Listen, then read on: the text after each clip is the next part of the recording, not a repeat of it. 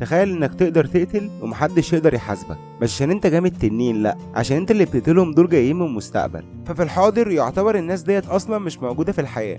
في المستقبل بيكتشفوا آلة الزمن، بس الحكومات بتمنع استخدامها في المستقبل، واللي بيستخدموا آلات الزمن العصابات.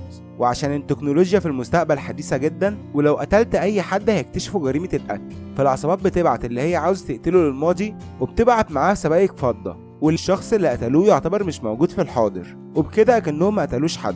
واللي بيقتل اسمه صانع الحلقة. والفيلم بتاعنا بيبتدي سنة 2044 مع صانع الحلقة جو، ومهمته انه بيجيله ناس من 2074 عشان يقتلهم في مكان محدد وميعاد محدد، وبياخد على كل واحد بيقتله 4 سبايك فضة.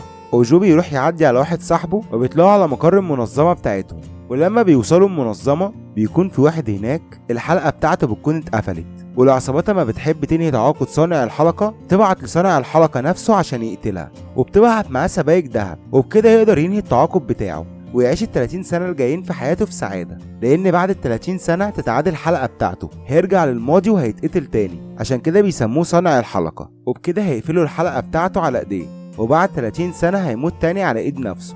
وبيخرجوا يحتفلوا بانتهاء تعاقد صاحبهم، وتاني يوم جو بيجيله ميعاد معين عشان يروح يقتل حد جديد، وحياته عبارة عن قتل وشرب مخدرات بس. وفي خلال شهر واحد بس 4 من صناع الحلقات الحلقات بتاعتهم اتقفلت. وفي يوم جو بيروح البيت وبيجيله واحد صاحبه وبيقوله ان انا ما قدرتش اقفل الحلقة بتاعتي، وكنت مستني في الميعاد المحدد، ولما شلت الكيس اللي كان على راسه اتفاجئت اللي هو انا بس بعد 30 سنة وما قدرتش اقتل نفسي.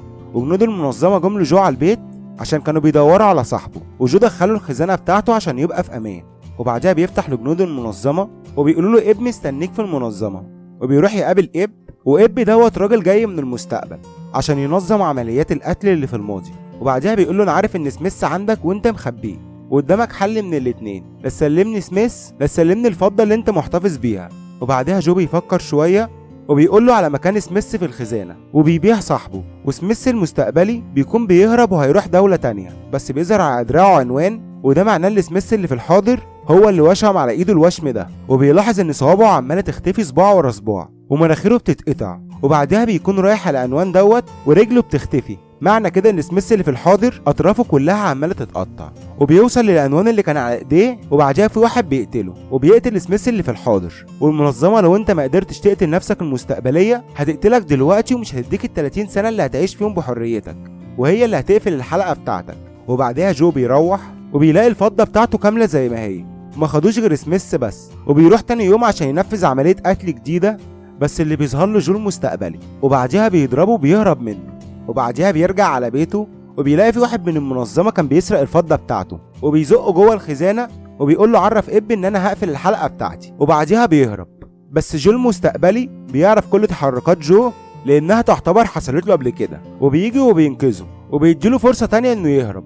وجو المستقبلي بيروح يدور على طفل اتولد سنة 2039، والطفل دوت هيكون زعيم العصابة في المستقبل، بس بيلاقي 3 أطفال مولودين في نفس اليوم وبيكون عاوز يقتلهم. وبعدها بيبص على ايديه وجو بيكون باعت له عنوان عشان يقابله، وبيروح يقعد في مكانه ويفتكر اللي حصل له، وافتكر من 30 سنة لما هو ظهر لنفسه وقفل الحلقة بتاعته وانهى التعاقد بتاعه، وخد الفضة بتاعته وسافر على الصين وحولها كلها لفلوس. والسنين فضلت تمر عليه لحد لما فلوسه خلصت، وبعد مرور 23 سنة شكله اختلف تماما، وتعرف على واحدة واتجوزها، وهي اللي ساعدته يتشفي من ادمان، وعاش معاها اجمل 5 سنين في حياته، لحد لما تمت ال30 سنة والعصابة جات له عشان تقبض عليه وترجعه تاني للماضي. بس اتفاجئوا اللي كان معاه حد وقتلوا مراته، وبعدها خدوه عشان يرجعوه بالزمن للماضي وعشان يقتل نفسه تاني. بس هو قدر يقتل افراد العصابة ورجع لجو تاني، بس المرة دي جو ما قدرش يقتل نفسه. وبعدها جو المستقبلي بيروح يقابل جو، وتخيل بتقابل نفسك بعد 30 سنة. وجو المستقبلي بيقول له انت شخص فاشل، بيقول له انت مدمن وبتقتل وبس، ومفيش حاجة في حياتك كويسة، واللي هيغير حياتنا احنا الاتنين بنت هتقابلها بعد 25 سنة، وهي اللي هتقدر تعالجك من الادمان. قال له وريني شكلها وانا وعدك لو شفتها في المستقبل مش هتعرف عليها، وبكده كل الذكريات بتاعتها هتتمسح من ذاكرتك واقدر اقتلك ونقفل الحلقة بتاعتنا. بس جو المستقبلي ما بيوافقش على الاقتراح ده، وبيقول له في رئيس جديد للمنظمة في المستقبل اسمه صانع المطر، وبيقفل كل الحلقات اللي موجودة في الماضي، وهو السبب في قتل مراتي، وانا هنا عشان اقتله، وبمجرد ما اقتله مراتي في المستقبل هتفضل موجوده، وهخليك ساعتها تنهي الحلقه بتاعتنا. بس جو ما بيعجبوش الكلام دوت، وبيكون مبلغ المنظمه، ورجاله المنظمه بيجوا، وجو المستقبلي بيضرب جو. وبعدها جو بياخد قطعه من الورقه اللي معاه، واللي موجود فيها عنوان من 3 عناوين بتوع الاطفال اللي لقاهم، وجو المستقبلي بيهرب وهم بيفضلوا يطاردوه. وبعدها جو بيهرب هو كمان، وبيروح على العنوان اللي في الورقه، وبيكون عنوان واحده عايشه هي وابنها بس. وجو بيكون خايف ان جو المستقبلي يجي ويقتلها هي وابنها، وجو بيفضل مستخبي لغايه الليل، وبيلاقي في واحد جاي عليها من بعيد، فبيتدخل عشان ينقذها. بس بيكون واحد مشرد، وبيكون تعبان جدا لانه بقاله كتير ما خدش جرعه المخدرات بتاعته. وتاني يوم بيصحى وبتكون سايباه في المزرعه بتاعتها، وبعديها بتجيله وبتقوله انا عاوزاك تمشي من هنا، وهو بيقول لها انا مش هقدر امشي لان حياتك انت وابنك في خطر. وبعدها بيقول لها ان في حد عاوز يقتلك انت وابنك، وبيديها الخريطه وبيقول لها اتاكدي اذا كان ده عنوانك. وبعدها بتبص على اول الخريطه من فوق، وبتلاقي مكتوب رقم زي اللي كان على ايد جو المستقبلي، واول ما بتشوف الرقم دوت بتضربه بالنار. وجو المستقبلي بيدخل جوه ذاكرته المعلومات الجديده، وبيكون عارف مكان المزرعه من جو بتاع الحاضر. وجو بيقول لها ان في المستقبل بيكتشفوا آلة الزمن، وهي بتقول انت صانع حلقه، وبتكون عارفه معلومات عن المنظمه. وجو بيقول لها ان في واحد جاي من المستقبل وعاوز يقتل 3 ومن ضمنهم ابنك، عشان شاكك ان واحد من ال3 في المستقبل هيكون رئيس المنظمه. وبتقول له ان الارقام ديت عباره عن تاريخ ميلاد ابني ورقم المستشفى. وبيقول لها انا هفضل هنا واساعدك عشان لو جالك الشخص دوت انا هقتله، ومرضاش يعرفها انه هيكون هو في المستقبل. وجو المستقبلي بيروح عشان يقتل اول طفل من ال3، وبعدها بيعرف مكان بيته وبيروح له وبيقتله، وبيزعل جدا ان هو قتله، بس مش عاوز مراته في المستقبل تموت. وبالليل وجو قاعد بيحرسهم، الطفل بيجيله بيقول له تعالى العب معايا، وبيفضلوا يتكلموا مع بعض. والطفل بيقول له ان ساره ديت مش امي، وامي الحقيقيه ماتت، وهي بتكذب ومش امي الحقيقيه.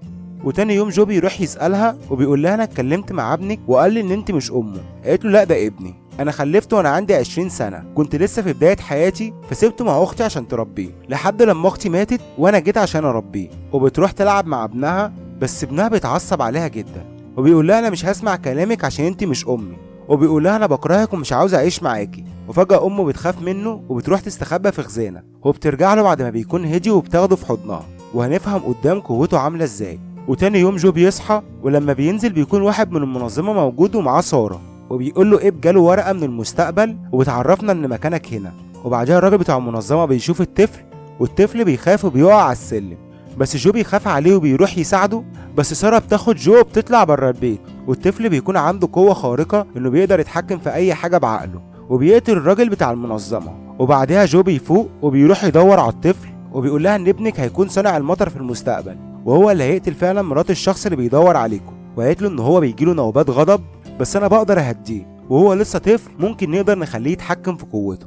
وبيروح عشان يقتله، بس لما بيبص له بيلاقي في عينيه براءة الاطفال، وبيعرف ان والدته لو خدت بالها منه ممكن ما يبقاش صانع المطر. وجو المستقبلي بيروح يقتل الطفل التاني، بتخش جوه ذاكرته المعلومات الجديده اللي حصلت، وبيعرف مين صانع المطر، بس بيكون واحد من المنظمه عامل له كمين، وبياخده وبيروحوا على المنظمه. وبعد ما بيوصلوا جو بيتعارك معاهم وبيضرب الشخص اللي جايبه وبياخد منه سلاحه، وبعدها بيقتل كل اللي موجودين في المنظمه وبيخلص منهم كلهم، وبيخش عند ايب وبيقتله.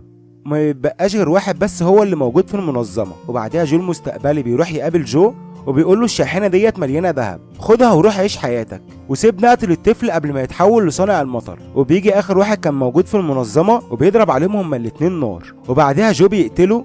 وجو المستقبلي بيروح يقتل صانع المطر، بس الطفل بيقلب العربيه قبل ما يقتلهم وبيهربوا منه، بس جو المستقبلي بيفضل يطاردهم وبيضرب رصاصه وبتيجي في وش الطفل. بعدها الطفل بيتعصب جدا وبتظهر قوته الخارقه، وبيكون هيقتل امه وجو المستقبلي، بس امه بتقدر تهديه لحد لما بيوقف قوته، وجو بيوصل وبيشوفهم. وجو المستقبلي بيمسك سلاحه وبرضه بيكون عاوز يقتل الطفل، والولد الصغير بيهرب، وامه بتقف قدام جو المستقبلي وبيكون عاوز يقتلها ويروح يدور على الولد الصغير. بس جو بيفهم ان لما جو المستقبلي بيقتل ام صانع المطر بيزعل جدا على والدته وبيتحول لصانع المطر. وهي دي الحلقه بتاع صانع المطر، ان واحد من صناع الحلقات بيقتل والدته وهو بيتحول يبقى رئيس المنظمة الإجرامية في المستقبل وبيكون صانع المطر. وجو بيفهم كده وبيقرر ان هو يقتل نفسه، وبكده جو المستقبلي هيختفي معاه، والأم تقدر تربي ابنها وما يكونش صانع المطر في المستقبل. وبعدها سارة بتاخد ابنها وبتعالجه، وبترجع تاني تشوف جو بس بيكون خلاص مات وبيخلص فيلمنا على كده. لو عجبك الفيلم انزل اشترك في القناة ولايك عشان يدعمنا استمر. سلام.